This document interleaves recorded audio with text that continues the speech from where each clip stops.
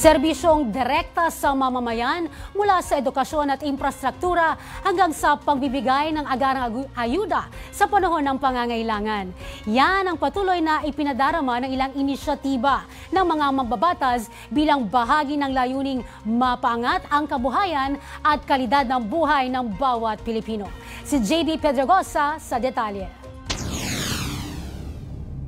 Ilang mga estudyante ng Mariano Marquez State University sa Ilocos Norte ang nakatanggap ng tulong pinansyal sa ilalim ng Tulong Dunong Program. Ang programa ay isinulong ni Ilocos Norte 1st District Representative Sandro Marcos bilang bahagi ng kanyang advokasya na mapalawak ang akses sa edukasyon.